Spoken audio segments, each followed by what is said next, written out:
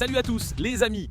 Dans la vidéo d'aujourd'hui, un retournement a choqué tout le monde. Quelle était cette émotion? Juste après le combat, on aurait dit qu'il a peut-être essayé de te frapper. Que s'est-il passé? Ouais, c'est comme, je suis surpris par ça aussi. Comme je sens le coup à l'arrière de ma tête, je veux dire, je tourne comme un, il saute et me frappe à l'arrière de la... Terence Bud Crawford a fait taire tous les sceptiques. Sa prestation contre Canelo Alvarez de pure génialité a laissé les fans ravis. Et ensuite, Diego Lopes a enfin calmé la hype autour de Jean Silva. Restez jusqu'au bout, c'est intéressant, on y va.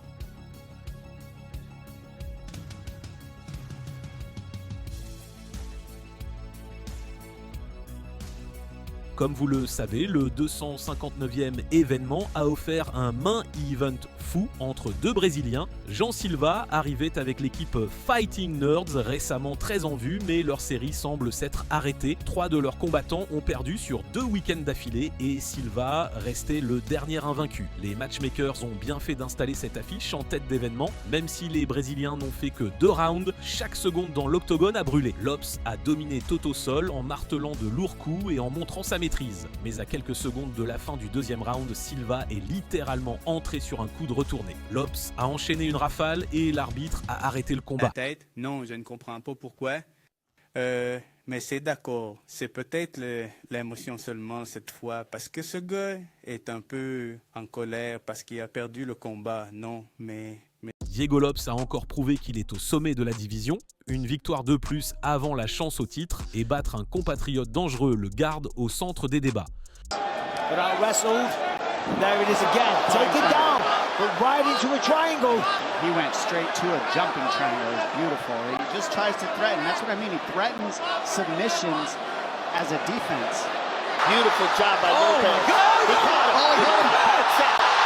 Même Alexander Volkanovski a réagi en détaillant la situation point par point et en disant qu'il avait prévu un tel dénouement. Eh bien, je ne m'attendais pas à ce que Diego ait l'air si dominant au début. Je pensais, je savais que le menton de Diego tiendrait probablement, mais je pensais que John Silver pourrait lui porter un gros coup au début et puis peut-être se fatiguer. Et ensuite, Diego peut-être arriver dans les derniers rounds ou quelque chose comme ça.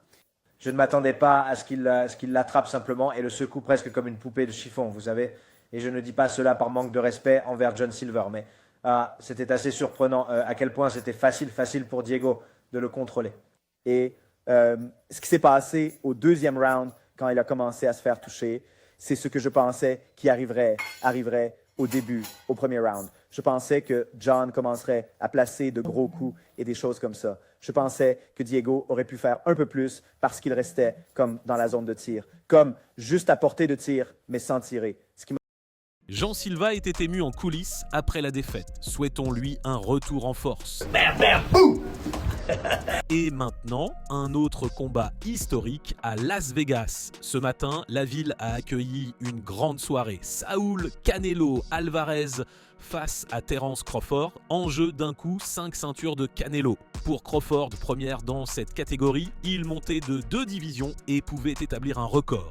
Dans l'ère moderne, personne n'est devenu incontesté en même temps dans 3 catégories. Canelo visait une 5e défense de son statut d'incontesté. Pour Crawford, c'était l'histoire, grimper de 2 divisions pour devenir le premier triple champion incontesté en 3 catégories. Le combat fut plus une partie d'échecs qu'une guerre. Par instant, le rythme baissait, mais l'issue reste claire. Crawford a surclassé Canelo. Sans laisser de doute réel aux juges, les tribunes ont retenu leur souffle, conscientes d'assister à une page singulière du noble Harvug. Tu sais, il t'a dit quelque chose sur ce que les combattants traversent et tu as vu assez de gars à qui le jeu a été pris. C'est un jeu difficile à traverser. Peux-tu avoir une meilleure fin que ce soir? Je veux dire, vraiment, c'est... Pas du tout. C'est le sommet du sommet. Tu sais, Canelo, tu sais, un grand de tous les temps.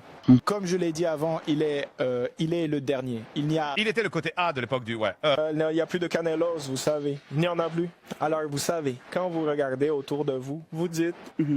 Je suis le Canelo, vous savez. Je suis le visage de la boxe maintenant. Et je suis le meilleur boxeur livre pour livre au monde, comme je l'ai toujours été. Vous savez, il faut juste attendre et voir. Et voilà, Terence Crawford a livré un travail étincelant. Il a prouvé qu'il évolue désormais à un autre niveau et peut-être mérite le titre de meilleur boxeur de son époque. En battant Canelo Alvarez, il est entré de nouveau dans l'histoire comme le premier pugiliste de l'ère des 4 ceintures à avoir détenu tous les titres dans 3 catégories de poids. En conférence de presse, Crawford a déclaré qu'il était désormais le visage de la boxe et il est difficile de contester, il l'a mérité. Et puis, c'est encore plus curieux, Terence Crawford est entré sur le même morceau qu'Ilia Topuria utilise d'habitude, il assure qu'il n'en savait rien. C'est un super spectacle aujourd'hui. J'étais curieux de savoir comment vous avez choisi cette chanson en particulier pour entrer. Eh bien, vous savez, cela faisait partie de ma tenue, vous savez. La tenue était inspirée par le film Desperado, comme vous l'avez vu.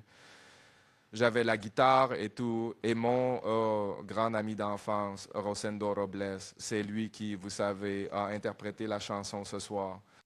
Et vous savez, moi, c'était une nuit merveilleuse, comme je l'ai dit. J'ai des Mexicains et des Latinos de mon côté aussi. Donc, vous savez, c'était une belle nuit ce soir. Saviez-vous qu'Ilia Topuria entre sur cette chanson à l'UFC? Tu as dit quoi? Ilia Topuria entre sur cette chanson à l'UFC. Ah, vraiment. Tant mieux pour lui.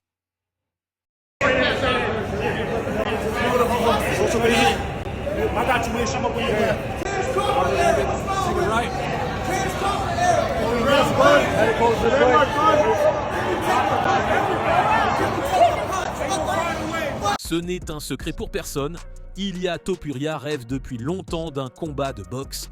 Récemment, il a même juré de coucher Crawford et a reçu une riposte sèche. Ilia Topuria entre sur cette chanson à l'UFC? Tu as dit quoi? Ilia Topuria entre sur cette chanson à l'UFC? Le fait-il? Oh bien, tant mieux pour lui. Ilia Topuria a répliqué aux paroles de Crawford. D'abord tu me traites d'ivrogne, puis tu entres sur ma chanson. Crawford, quand tu veux, je t'apprendrai sur le ring à danser sur des mariachis. Et Canelo, je te garde pour le round suivant. À l'instant, Ilia Topuria est la star montante la plus en vue. Style flamboyant, fan en hausse et aucun peur de défier quiconque. Et oui, il veut boxer.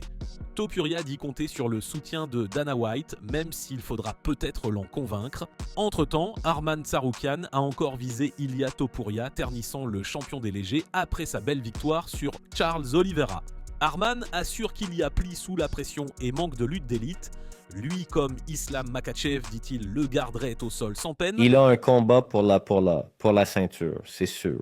Il est. Ouais. D'accord. Le doubler dans la file alors. Juste laisser tomber son 145. Mais penses-tu que l'UFC va lui donner le combat pour le titre? Je pense qu'il a donné le 1-4, il a quitté 145 à cause de cela, parce qu'ils ont dit « D'accord, nous allons te donner un combat pour le titre. » Je pense que c'est... J'ai entendu qu'il y a comme Islam qui dit qu'il ne combat pas, c'est ça? Islam ne veut pas le combattre parce que s'il le bat, les gens vont dire ben, « D'accord, tu as encore battu un combattant de 145 et bah, il n'est pas le prétendant numéro 1. Ben alors, si Islam me bat, alors ben, je pense qu'il en a fini avec cette division. Il a battu tout le monde. » Tsarukyan, hooker, est attendu fin d'année. Ali Abdelaziz confirme que c'est l'option la plus probable. La catégorie poids léger se met en place. Prétendants prennent position pour de grands duels. Quand Arman Tsarukyan a admis qu'il ne sera pas le prochain pour Ilia Topuria, la rumeur s'est emballée. Contre qui le champion fera sa première défense? L'insider espagnol Alvaro Calminian annonce Ilia Topuria contre Justin Gaethje en janvier lors du 324e événement. Il a dit que tu l'avais évité, mais je t'ai entendu appeler son nom de nombreuses fois au fil des ans, donc il y a cette chance-là. Oh, comme si ça n'avait juste pas marché. Je suis autorisé à combattre en novembre. Oh ouais. Ce combat était en octobre. On ne m'a même jamais proposé ce combat parce que j'ai dit à l'UFC que je n'avais pas l'autorisation médicale. Donc je suis prêt pour novembre. Et tout ce qu'il y avait à faire, c'était de s'asseoir et d'attendre quelques semaines. Mais vous savez, c'est juste les étoiles alignées. Je veux ce bras. Je pense qu'il est un perdant à monosourcil, un salaud qui... Et je lui donnerai un coup de genou directement dans le... Je lui écraserai le visage. C'est sur les cartes.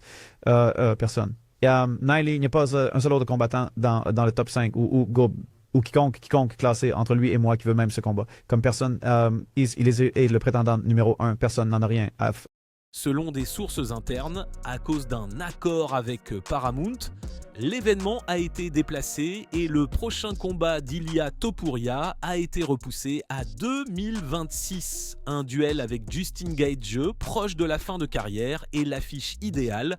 Il propulse El Matador et parle aux fans d'un grand nom. La logique du matchmaking est claire. Les promotions opposent souvent des stars à des vétérans hors de leur prime pour créer de l'élan. Il existe des options, Paddy Pimblett ou Arman Tsarukyan, mais Gaethje paraît le plus probable. La Ligue veut ouvrir 2026 en fanfare. Arman est l'examen majeur pour El Matador, mais on ne se précipite pas. Quant à Pimblett, on le gardera pour la seconde moitié de l'année comme Money Fight. Conclusion, en janvier de 2026, Topuria contre Gaethje. Question clé des styles. Beaucoup attendent une bagarre en pied-point, mais si El Matador misait plutôt sur la lutte sous-estimée, Joe Rogan a disséqué Ilia Topuria face à face. On ignore son sol à cause de sa menace debout. En vérité, il a un sol d'élite et un jeu équilibré sans failles évidentes. Dana White a donné une update sur un ancien projet à la Maison Blanche. On visait juillet pour la fête de l'indépendance, mais désormais plutôt juin que juillet. Le président voulait le 4 juillet, sans compter un agenda chargé. Il sera dans 3 États. Ainsi, juin paraît de plus en plus probable. Et ce n'est pas tout. Juste après, Dominic Reyes affronte Carlos Ulberg pour une chance au titre contre Magomed Ankalaev ou Alex Pereira. Une semaine plus tard, Pereira lui-même se battra à Dubaï face à Magomed Ankalaev. Il promet de l'éteindre et d'empêcher toute trilogie. C'est tout pour aujourd'hui. Abonnez-vous et mettez un j'aime chaîne neuve. Besoin de votre soutien.